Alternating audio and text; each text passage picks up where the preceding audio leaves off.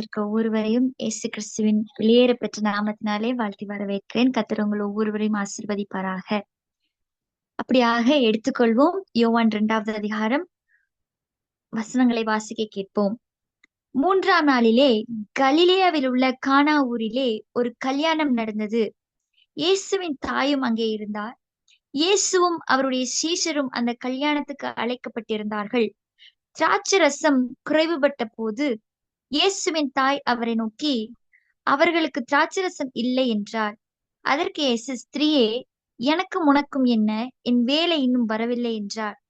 அவருடைய தாய் வேலைக்காரரை நோக்கி, அவர் உங்களுக்கு என்ன சொல்கிறாரோ அதன்படி செய்யுங்கள் என்றார். யூதர்கள் தங்கள் சுத்திகரிக்கும் முறைமையின்படியே ஒவ்வொன்றும் 2-3 குடம் தண்ணீர் கொள்ளத்தக்கதாக 6 கற்சாடிகள் அங்கே வைத்திருந்தது. இயேசு வேலைக்காரரை நோக்கி, ஜாடிகளிலே தண்ணீரை நிரப்புங்கள் என்றார். அவர்கள் அவைகளை நிறைய நிரப்பினார்கள். அவர் அவர்களை நோக்கி, நீங்கள் இப்பொழுதும் உண்டு, பந்தி விசாரிப்புக்காரரிடத்தில் கொண்டு போய் கொடுங்கள் என்றார். அவர்கள் கொண்டு போனார்கள். அந்த திராட்சரசம் எங்கே இருந்து வந்ததென்று தண்ணீரை மொண்ட வேலைக்காரருக்கு தெரிந்ததே அன்றி பந்தி விசாரிப்புக்காரனுக்கு தெரியாததினால், அவன் திராட்சரசமாய் மாறின தண்ணீரை ருசி பார்த்த போது மணவாளனை அழைத்து, எந்த மனுஷனும் முன்பு நல்ல திராட்சரசத்தை கொடுத்து ஜனங்களை திருப்தி அடைந்த பின்பு ருசியில்லாததை கொடுப்பான்? நீரோ நல்ல ரசத்தை இதுவரை வைத்திருந்தீரே என்றார்கள். ஆமென். அநேக நாட்கள் இந்த காரியங்களை நீங்கள் தியானம் செய்திருக்கலாம். இந்த நாளிலும் தேவன் தாமே இந்த வார்த்தைகளோடு நம்மோடு கூட இடைப்படும்படியாக ஒரு நிமிடம் கண்களை மூடி ஆண்டவர் நோக்கி பார்ப்போமா? நல்ல தகப்பனே, நன்றி ஆண்டவரே. இந்த வார்த்தைகளை உங்களுடைய கரத்திலே நாங்கள் ஒப்பு கொடுக்கிறோம். நான் அல்ல அப்பா, நீங்க இந்த வார்த்தையினூடாக நீங்க பேசுங்க, வழி நடத்துங்க. இயேசுவின் நாமத்தினாலே ஜெபம் கேளு நல்ல பிதாவே, ஆமென். இயேசுவானவர் இந்த பூமியில செய்த முதல் அற்புதமாக இந்த இடத்துல நாம பார்க்கிறோம், தண்ணீரை ரசமாக மாற்றினது. அப்ப இந்த அற்புதம் அங்க நடந்ததுக்கு மெயினான காரணம் என்னன்னு சொன்னா, அவங்க ரசம் இல்லை என்று சொல்லி அங்க இயேசுவின் தாயாகிய மரியாள் அங்க சொல்றாங்க, ரசம் இல்லப்பா, முடிஞ்சிருச்சு அப்படின்னு சொல்றாங்க. ஆனா அந்த இடத்துல பார்த்தா இயேசுப்பா சொல்றாரு, என் வேலை இன்னும் வரவில்லை என்றார். ஆமென். இந்த இடத்துல கூட இந்த வார்த்தையை கேட்டுக்கொண்டிருக்க உங்களை பார்த்து ஆண்டவர் சொல்றாரு, ஒருவேளை நீங்க ஏதாவது அற்புதத்துக்காக ஏதாவது ஆசீர்வாதத்துக்காக காத்து கொண்டு இருக்கிறீங்கன்னு சொன்னா, காத்து கொண்டிருங்கள். Be still. ஆமென். ஒருவேளை இது உங்களுடைய வெயிட்டிங் சீசனா இருக்கலாம். ஏற்ற காலம் வரும் பொழுது, ஏற்ற வேலை வரும் பொழுது, உங்களுக்கென்று ஆண்டவர் வைத்த அந்த காரியங்கள், உங்க வாழ்க்கையில ஆண்டவர் குறித்த அந்த வாக்குத்தத்தங்கள், அது ஏற்ற காலத்துல, ஏற்ற சீசன்ல அது நிறைவேறும். ஆமென். ஏன்னா அந்த இடத்துல நம்ம வேதாகமத்துல நேரத்தை குறித்து பார்க்கும்போது, காலங்கள் யாருடைய கரத்துல இருக்கிறது? நம்முடைய தேவனுடைய கரத்துல இருக்கிறது. அப்போ ஒருவேளை இந்த நாட்கள்ல அற்புதத்துக்காக காத்து கொண்டிருப்பீங்கன்னு சொன்னா, இந்த இடத்துல ஆண்டவர் உங்களை உடைத்து உருவாக்கி கொண்டிருக்கிறார். அங்க பொறுமையானது தேவை. நம்ம யாருக்காக காத்து கொண்டிருக்கிறோம்? கர்த்தர் உங்க ஒவ்வொருத்தருடைய தனிப்பட்ட வாழ்க்கையா இருக்கட்டும், குடும்பமா இருக்கட்டும், சபையா இருக்கட்டும், அங்க ஆண்டவர் அற்புதம் செய்யும்படியாக நாம என்ன பண்ணிட்டு இருக்கோம்? காத்து கொண்டிருக்கிறோம். இந்த வெயிட்டிங் பீரியட்ல பல காரியம் உங்க வாழ்க்கையில நடக்கலாம். அவமானம் வரலாம். ஒருவேளை இந்த ரசம் அங்க குறைபட்டது நிமித்தம், ஒரு கல்யாண வீட்டுல உணவு கம்மி, ரசம் கம்மி அப்படின்னு சொன்னாலே வந்த மக்கள் என்ன வேணா பேசுவாங்க. இந்த நாக்கு என்ன வேணா பேசும். ஆனா அது எவ்வளவு அவமானத்தை கொண்டு வரும் அப்படின்னு சொல்லி நம்ம எல்லாருக்குமே தெரிந்த ஒரு காரியம்தான். அப்போ இந்த அவமானம், இந்த காத்திருக்கிற வேலையில ஆண்டருடைய வேலை இன்னும் வரவில்லை என்று சொல்லும் பொழுது, அந்த பீரியட் ரொம்ப கடினமான பாதையாக ஒவ்வொருவருக்கும் தோன்றும். அங்க உங்க பொறுமை ரொம்ப அவசியமானதா இருக்கு. நீடிய பொறுமையோடு, நீடிய சாந்தமோடு, சுற்றி இருக்கிறவங்க எல்லாரும் எதோ சொல்லுவாங்க. ஆனாலும் நாம ஏற்ற காலத்துல கர்த்தர் உயர்த்தும்படியாக, கர்த்தர் அற்புதம் செய்யும்படியாக அவருடைய பலத்த கரத்துல அடங்கி இருந்து, ஆண்டவரே நீங்க உங்க நேரத்துல நீங்க செய்யுங்க. அவரை நாம புஷ் பண்ணவும் கூடாது. ஆண்டவரே நீங்க செய்யுங்க, செய்யுங்க, செய்யுங்க. இல்ல, உங்க சித்தத்தின்படி என்று சொல்லி அவருடைய நேரத்துல அவர் அற்புதத்தை செய்யும்படியாக அவருக்கென்று ஒப்பு கொடுத்து நீங்க வாழும் பொழுது நிச்சயமாக இங்க ஆண்டவர் எப்படி கானா ஒரு கல்யாணத்துல முதல் அற்புதத்தை செய்தது போல உங்க வாழ்க்கையில உங்க குடும்பத்திலையும் அவர் ஏற்ற வேலையில ஏற்ற காலகட்டத்துல அவர் அற்புதம் செய்ய வல்லவராயிருக்கிறார் அவருடைய நேரத்துல. ஆமென். இரண்டாவது காரியம் நாம பார்க்கும் பொழுது இங்க ஆண்டவர் சொல்றாரு என் வேலை இன்னும் வரவில்லை என்று சொல்லிட்டு அவருடைய தாய் வேலைக்காரரை நோக்கி அவர் உங்களுக்கு என்ன சொல்லுகிறாரோ அதன்படி செய்யுங்கள் என்றார். ஆமென். அவர் என்ன சொல்லுகிறாரோ அதன்படி செய்யுங்கள். அநேக நேரம் நம்மள ஆண்டோடைய சத்தத்தை கேட்கறது கிடையாது. நம்மளுடைய சுய விருப்பத்தின்படி நம்மளுடைய பிரெயின் என்ன சொல்லுதோ பிராக்டிக்கலா நம்ம யோசிக்கணும் பிரதர், பிராக்டிக்கலா நம்ம யோசிக்கணும் சிஸ்டர் என்று சொல்லி சில நேரம் நம்ம சுய புத்தியில சாருகிறது பார்க்கிறோம். ஆனா இந்த இடத்துல அந்த வேலைக்காரர்கள் பாத்தீங்க அங்க ஏன் அங்க அந்த அற்புதம் சரியான நேரத்துல சரியான ரீதியில சரியான டைம்ல கரெக்டா அந்த அற்புதம் நடந்தது. அந்த ருசியில் எந்த குறைவும் இல்ல.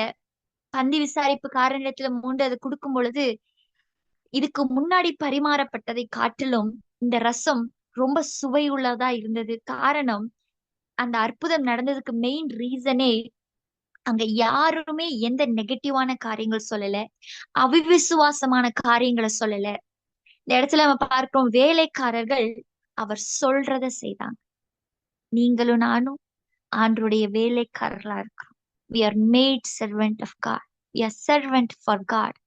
அவருக்கு பணிவிடை அவருடைய ஊழியக்காரர்களா நம்ம இருக்கிறோம். ஆமே. நாம் அவர் சொல்றதை மட்டும் செய்கிறவர்களா இருக்க வேண்டும்.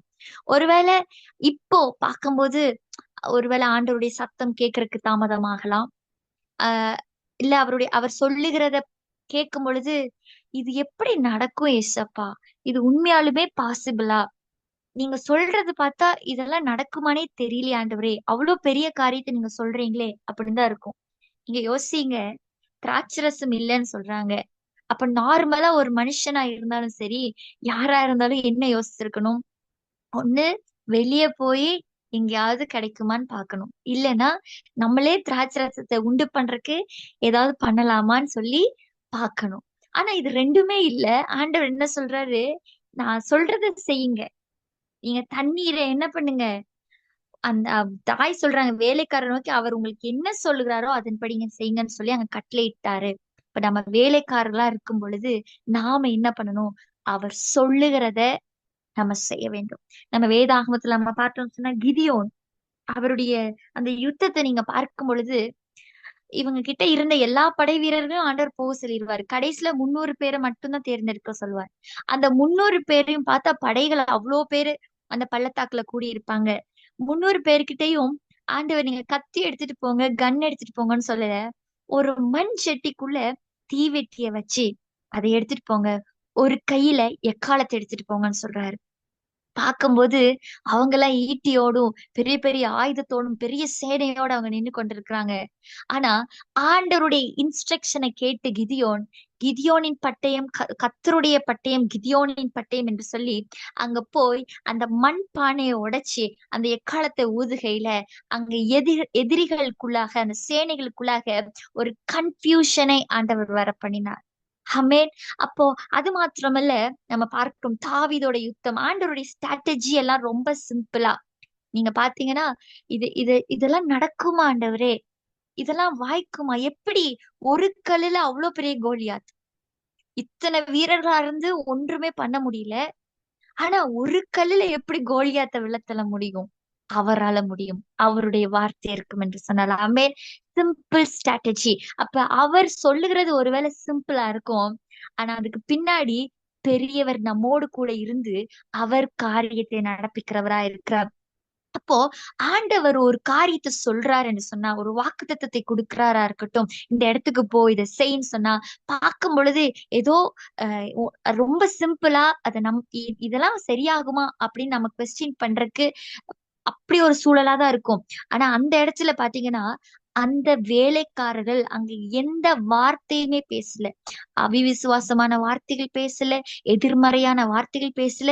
என்னடா ரசம் தானே அவங்களுக்குள்ள முறுமுறுக்கல, இது ரசம் தானே இல்லைன்னு சொன்னாங்க, இவர் எதுக்கு இந்த கற்ஜாடியில தண்ணி ஊத்த சொல்றாரு அப்படின்னு சொல்லி அவங்க முறுமுறுக்கல.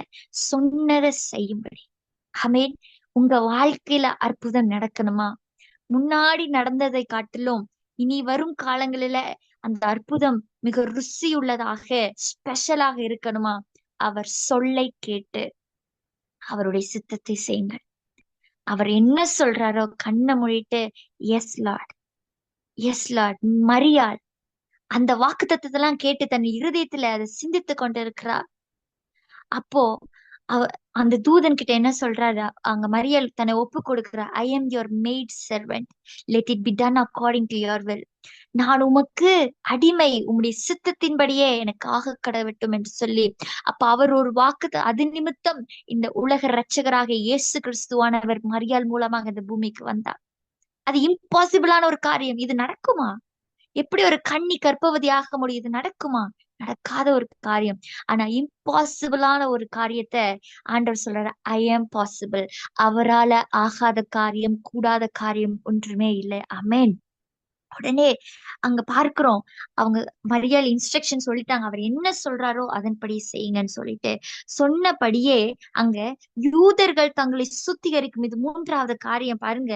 யூதர்கள் தங்களை சுத்திகரிக்கும் முறைமையின்படி ஒவ்வொன்றும் 2-3 தண்ணீர் கொள்ளத்தக்கதாக 6 கச்சாடிகள் அங்கே வைத்திருந்தது. இயேசு வேலைக்காரரை நோக்கி, ஜாடிகளிலே தண்ணீரை நிரப்புங்கள் என்றார். அவர் அவைகளை நிறைய நிரப்பினார்கள். ஆமென்.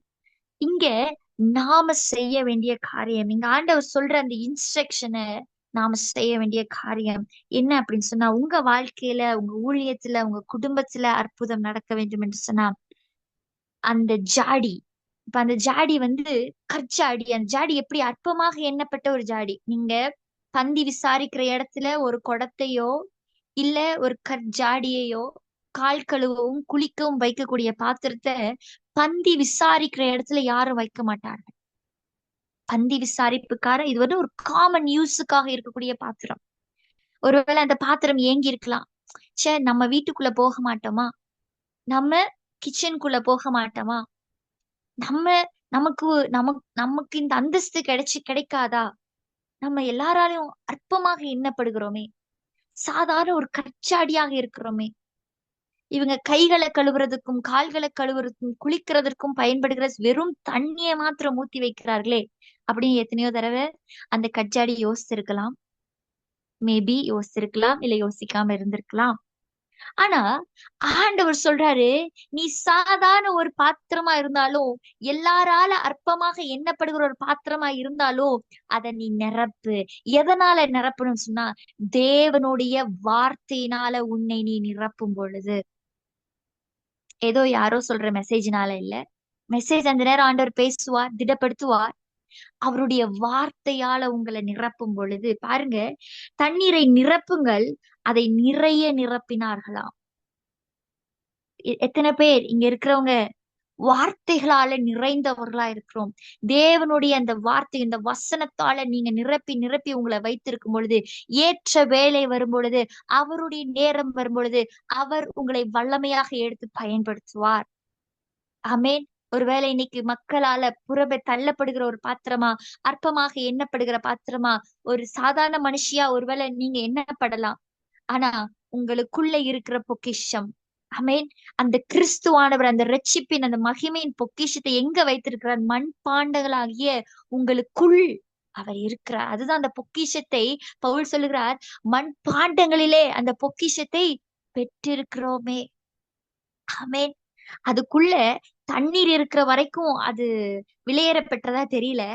அதுக்குள்ள எப்ப ரசம் வந்துச்சோ, அந்த தண்ணீர் எப்ப ரசமா மாறிச்சோ, அதுல இருந்து நான் நினைக்கிறேன் உண்மையாலுமே அது வெளியேற பெற்ற ஜாடிகள் அது மாறி இருக்கும் என்று சொல்லி நான் விசுவாசிக்கிறேன். ஆமென். ஒருவேளை நீங்க அற்பமாக எண்ணப்பட்டவர்களா இருக்கலாம். அவர் சொல்லுறார், இன்னைக்கு உங்களை பார்த்து அவர் சொல்றார், என்னுடைய வார்த்தையால நிரம்பு. என்னுடைய வார்த்தையை உட்கார்ந்து தியானி. யோசேப்பு அந்த 7 வருஷம் நல்ல விளைச்சல் இருக்கும் பொழுது, அந்த 7 வருஷமா எல்லா விளைச்சலும் இருக்கு, இந்த பஞ்சம் எப்படி இருக்குமோ தெரியல, ஓகேன்னு சொல்லிட்டு சேர்த்து வைக்காமல், சேமிப்பு கிடங்குகளை உண்டாக்காமல் யோசேப் இருந்திருந்தார். ஆண்டவர் யோசேப்பை உயர்த்தினதற்கு எந்த பிரயோஜனமும் இருந்திருக்காது. அங்க அங்க ஃபெமைன், அந்த பட்டினி பஞ்சம் வந்ததுக்கான பஞ்சத்தை நிவர்த்தி செய்திருக்கவும் முடியாது.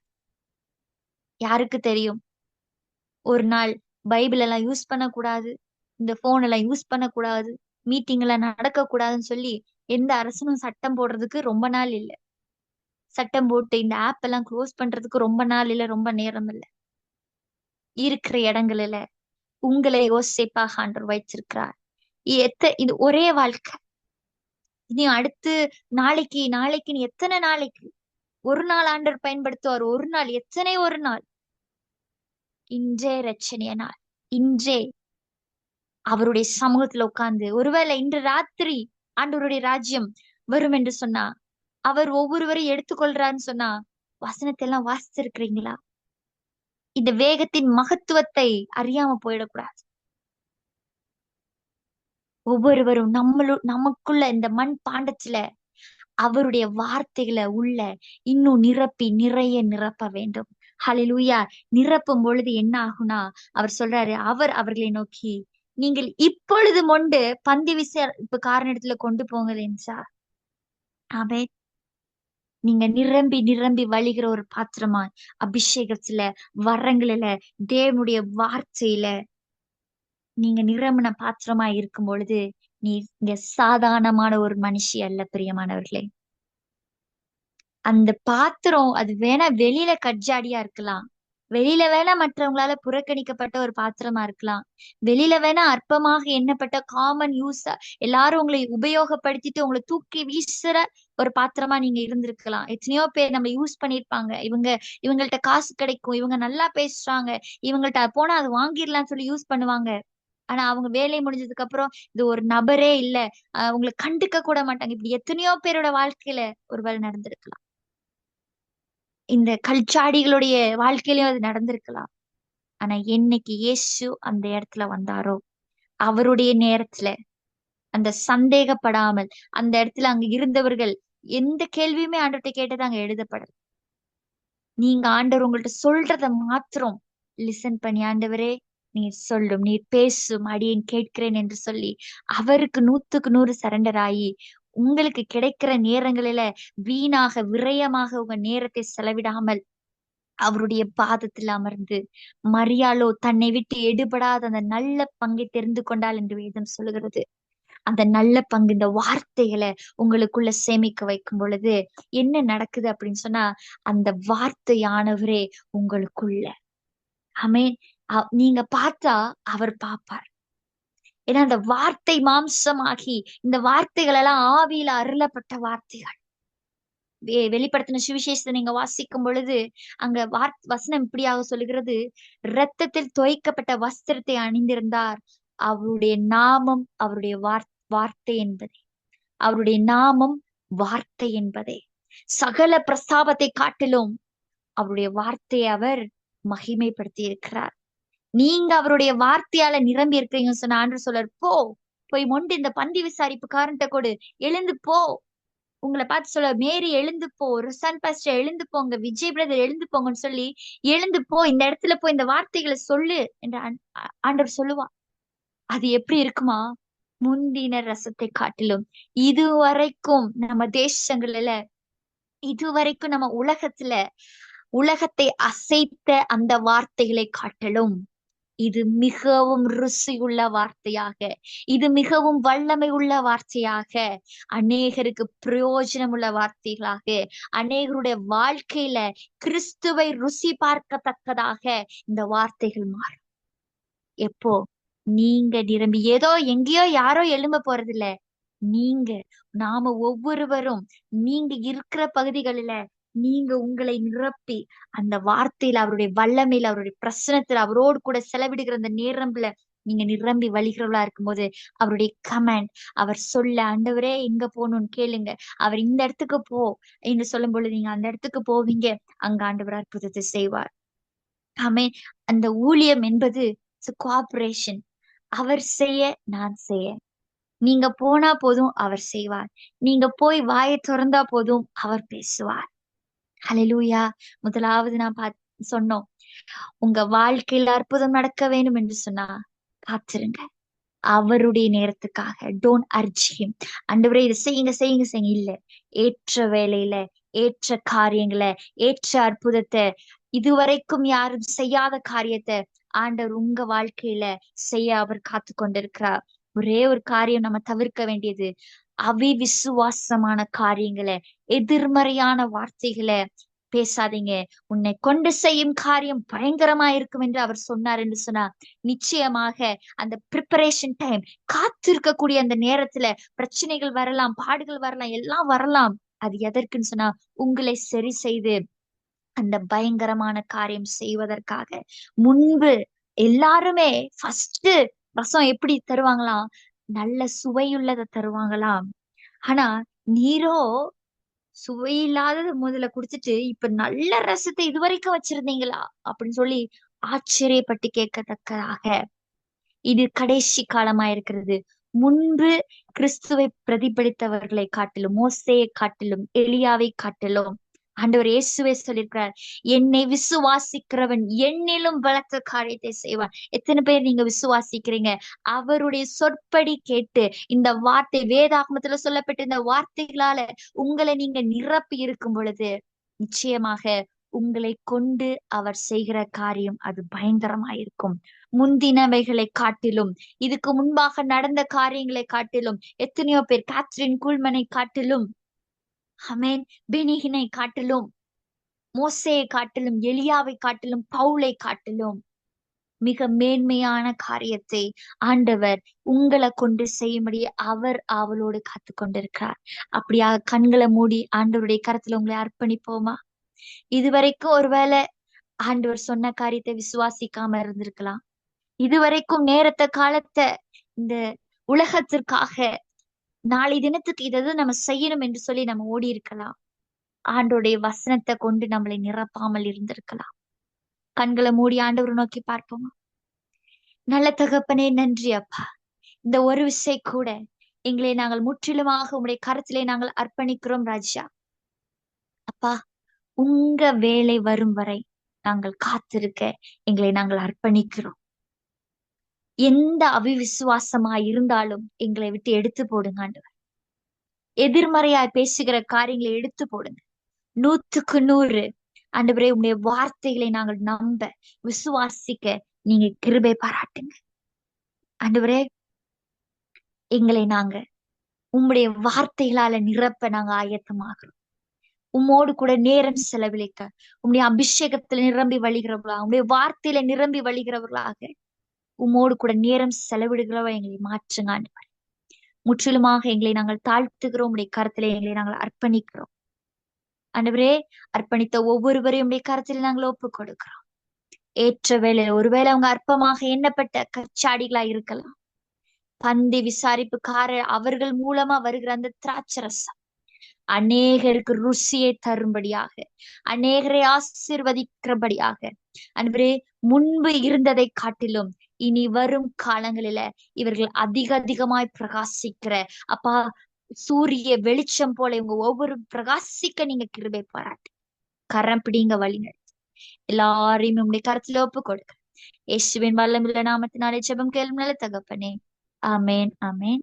Thank you sisters, thank you brothers. கர்த்தர் உங்களை ஆசீர்வதிப்பாராக. ஆமென்.